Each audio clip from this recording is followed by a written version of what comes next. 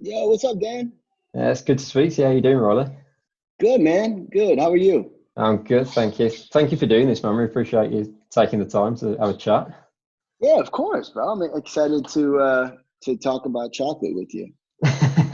Yeah, I'm very much enjoying the new single. I'm loving the new stuff. Cool.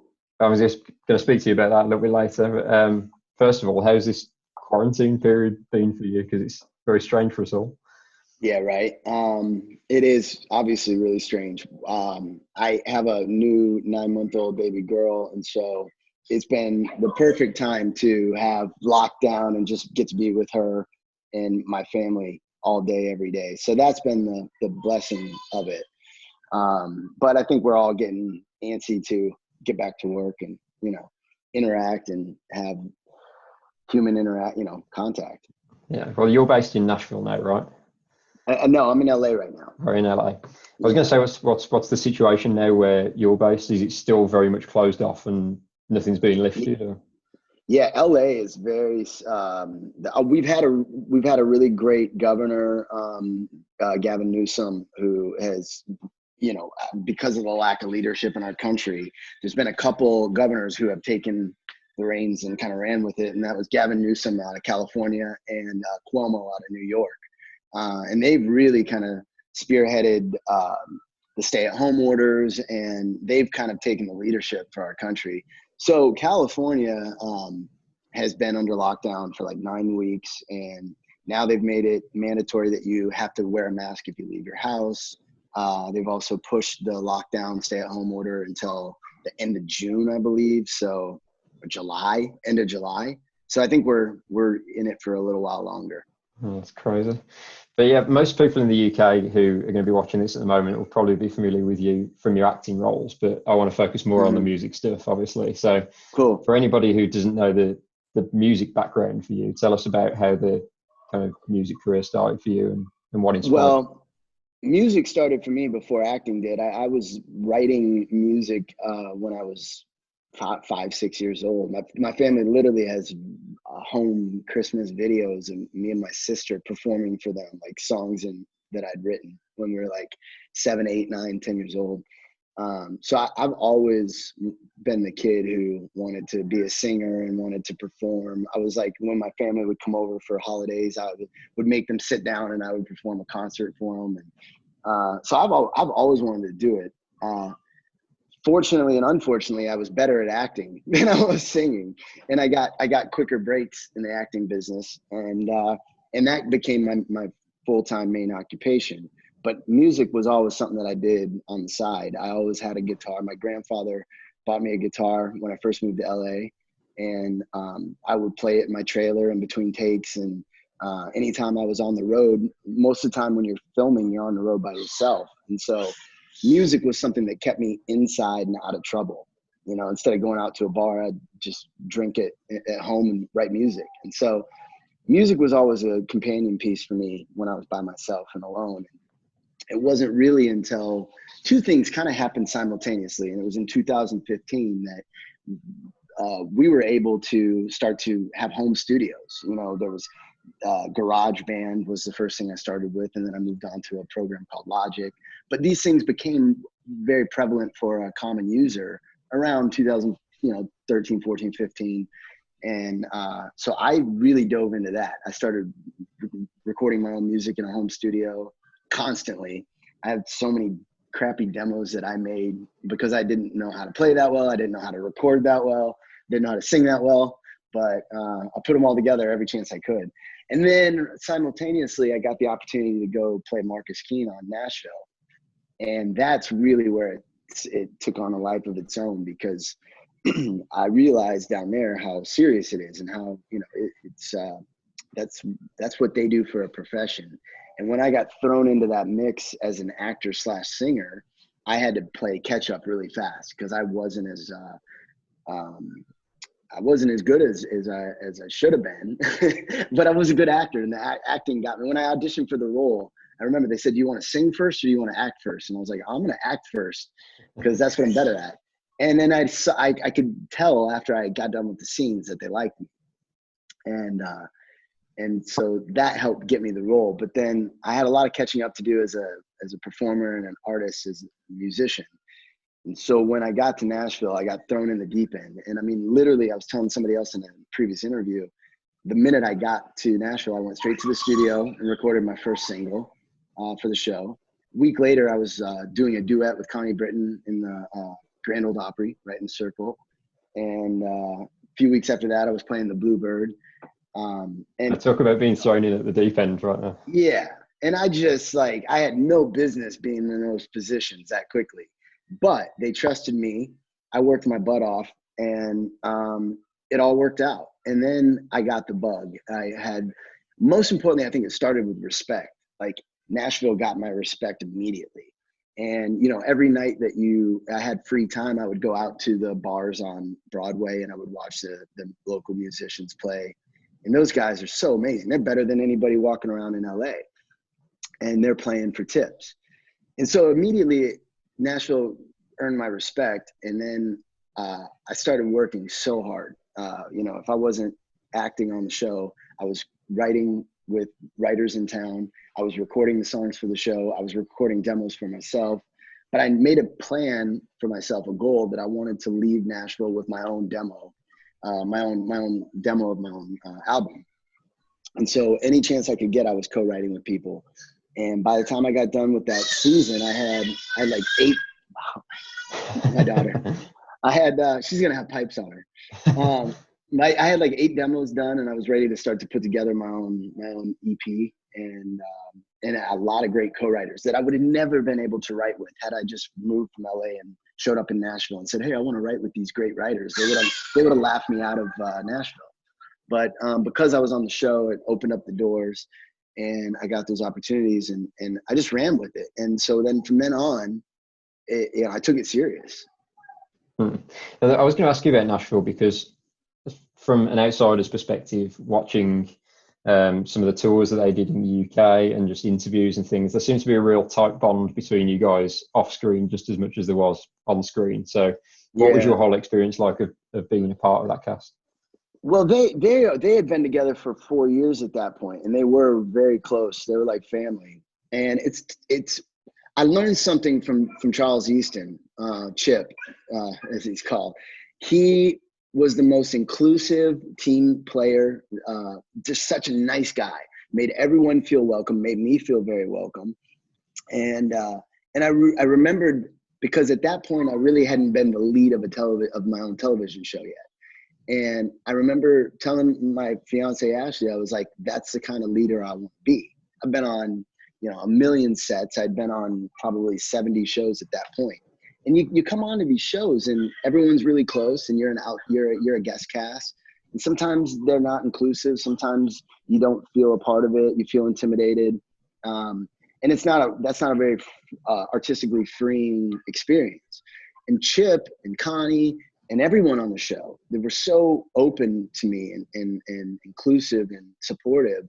That made me realize from that moment on, that's the kind of leader I want to be. And then shortly after Nashville ended, I did finally get my own series, Frequency. And I took all those things I learned into that. And I made sure when we had a guest cast show up, the first thing I did was go up and introduce myself, welcome them, give them my cell phone number, let them know if they need me, I'm here. If they're bored in their hotel room at night and want somebody to have dinner with, let me know. I just took what I learned because they were such great leaders, and I just implemented it. And I said to myself, that's who I want to be. That's how I want to be. And I've made it a point ever since then that that's the way I am with my family of my shows. Yeah. And in terms of kind of trying to break into the Nashville scene as an artist in your own right as well, would you say it's been beneficial or a hindrance to you having the acting background? Because I guess there's going to be some people who are like, oh, he's just jumping on the scene. He's been in the Nashville show and thinks he's got it all. And I respect that because, being a musician is a long, hard road of dedication, and I would never want to take that away from them. I've never been the kind of artist who is like, if I wrote a script, I say, oh, I'm a writer now, I'm a screenwriter now. Or I would never want to disrespect the screenwriter. That's what they do for a living, and that's why they're great at it, and that's why they create the words that I say. That's why I always try to say I'm an actor first and foremost. That's how I make my living. That's what I'm best at. But I do love music. I have been doing it my whole life. I do respect it. I respect people that make a living doing it. I would never want to take away from that. However, I work as hard as I can, and I give it as much as respect as I can. And so I do feel that if you do that, there's an audience for it, and people hopefully will respect you, that you respect the process. And I've never tried to make any shortcuts or make it the easy way. The music that I've put out hasn't necessarily garnered huge attention. I was joking the other day that some kid can, scratch his butt on camera and he'll get 100,000 clicks that day.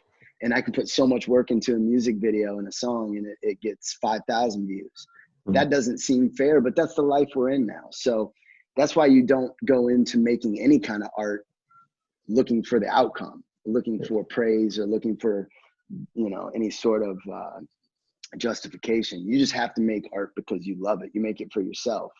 Yeah. And whatever happens to it, that's another story. Now, you mentioned the new single Chocolate earlier, which we're really enjoying. Very cool new track. And that came from a writer's retreat in Chicago, didn't it? So tell us about how that all came about. And yeah, great story. That's one of the reasons I love the song so much, is the story. I was working in Chicago on a show called Proven Innocent. It was a Fox show with Kelsey Grammer. And I had this beautiful apartment. I always talk about the apartment being so pretty, but I didn't own it. I was just renting it. So I can brag on the apartment. It wasn't mine. I was just passing through, but it was a most beautiful view I'd ever seen. And it was it was all windows on the Lake Chicago, like right on the lake, overlooking, or actually on the river, on the Chicago River, overlooking down the river, overlooking the city. And I thought, this is going to inspire some music, and I need to bring up some of my favorite writers from Nashville and have a little writer's retreat. And so I brought up Rick Farrell, who I'd written a couple songs with already. He wrote Tim McGraw's #1 hit, Something Like That, Barbecue Stain song. And then I brought up my producer, co-writer, Kevin Leach. And we sat down and I said, guys, this view is going to inspire something this weekend. And sure enough, we were locked in the apartment for 4 days.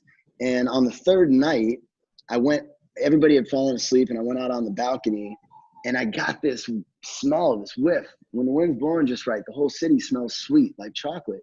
And I'd smelled it a few times, but I didn't know what it was. And I made a note in my phone. I said, man, this place smells sweet. It smells like chocolate.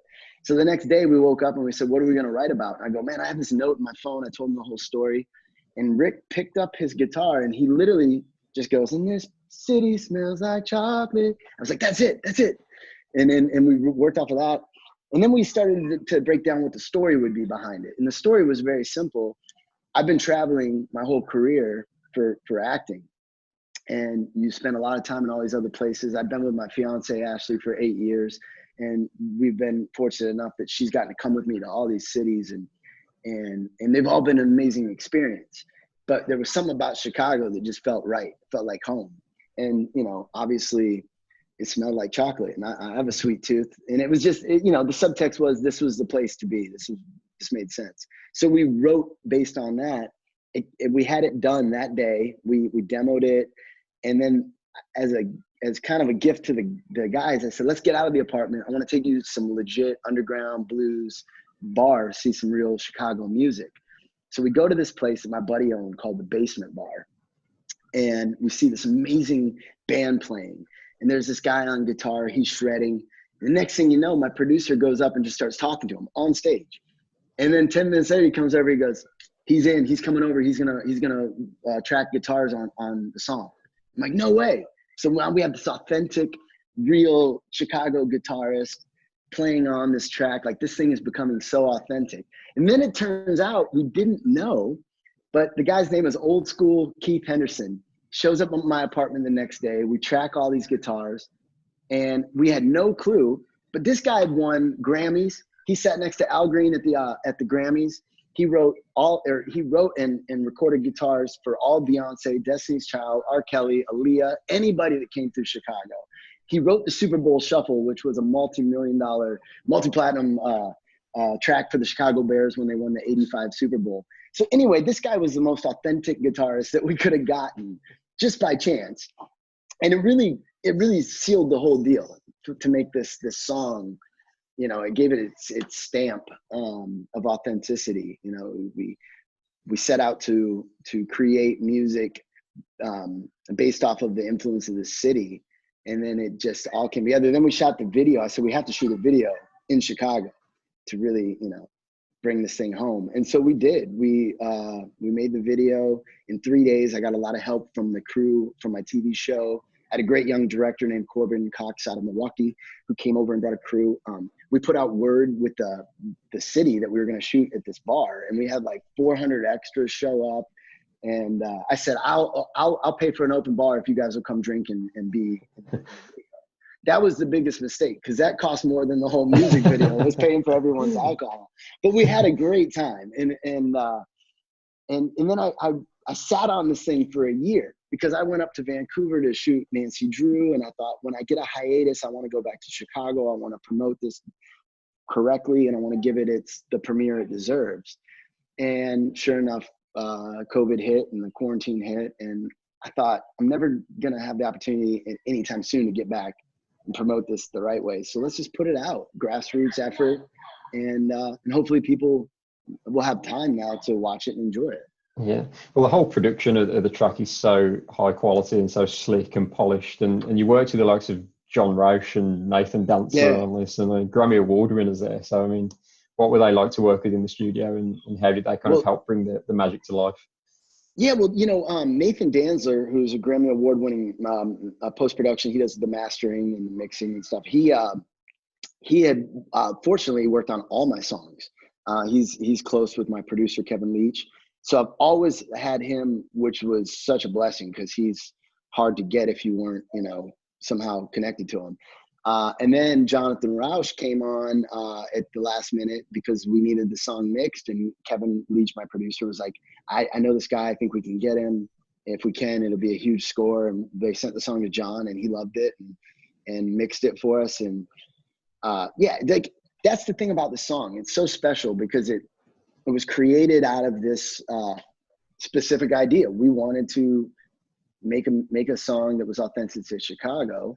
And not only did we do that, but then we got the guitarist Keith Henderson on it, and then we shot a video there. And then John Roush and Nathan Danzer came on board, and it really has become a polished track. I'm trying to figure out where it belongs, because it isn't country, it isn't R&B, it isn't pop. It's just a little bit of everything. But I think most importantly, it's me.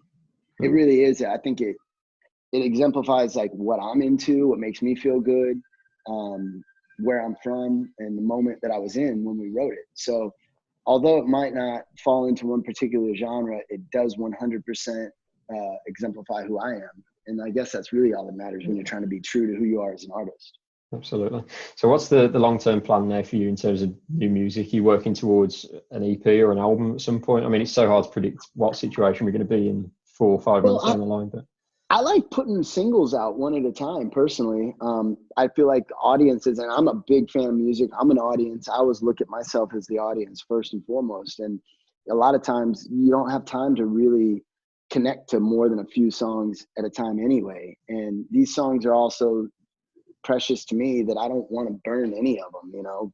So luckily, fortunately, in this day and age, there is no rules, and you don't have to follow these rules of the past. So I'm just going to keep putting out one song at a time. And you know, that weekend that we did the writers retreat in Chicago, I think we ended up coming up with 4 songs, and I was going to do a Chicago EP with those 4 songs.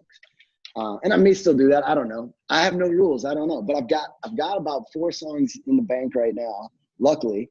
And then I've been working on a lot of stuff since the lockdown. So the goal is going to be to continue to release songs when I have them ready, when the time's right. Just kind of release them as, you know, as it hits me. And just before I let you go, Riley, I wanted to ask you about the UK, because I know you've been over in the past to do One More Shot, which is like literally 10 minutes down the road from me. Oh, really? Yeah. I live in Warsaw, so like 10 minutes, 15 minutes from Birmingham. I know exactly where you're at. So I was going to ask you about long-term plans for the UK, because obviously the country music genre has grown so quick over here the last few years. So is your Yeah. plan to come over here and really target the market here? Yeah, we've been playing the UK for about 8 years now. Every hiatus, which is usually in the spring, some early summer, me and a group of American musicians will come over and tour. And last April, we played it was the second or third time we played the O2 Academy in Islington, which is a beautiful venue. And then, we'll go from playing 2,000 people there to the next night playing a club for 80 people in Manchester. And then the next night, a little club for 20 people in Liverpool. And then we'll play this One More Shot convention in Birmingham, which is an amazing thing. It's kind of a fan interaction music convention. It kind of stemmed originally from what a typical sci-fi convention would be. Everyone gets together in a hotel under one roof, and you do Q&As and pictures and parties and mixers and things like that. It's a great way for the fans to interact with the artists. And it turns out a lot of the actors that were doing these conventions, we also sing and play. And so we got the group of people together to do that. And we said, let's make a music convention like that. All the proceeds go to cancer research.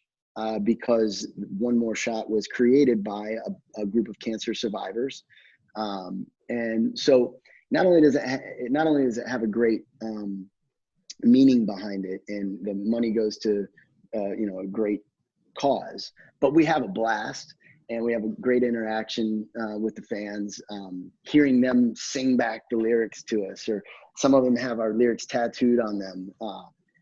It really blows my mind, and it's something that we look forward to every year. So yes, to answer your long-winded answer to your short question, we will be back over there hopefully every spring, summer. For me personally, now I have a little baby, so it's going to be a little bit harder, but I think one of the coolest things would be when we get to the age where I can bring my family with me. My daughter can watch me do it. And then someday she's going to get on stage with me. But yeah, I don't know. I'm a first-time dad, so I don't know when that time will be right for a little baby and family to travel with me on the road. But that's the next goal for me. Well, fingers crossed we can get you over here again soon. But Ryan, It's been good to speak to you, man. Thank you for doing this. We appreciate the time. My pleasure, man. Thanks for sitting down with me. Pleasure. And we'll catch up soon, hopefully. Keep in touch.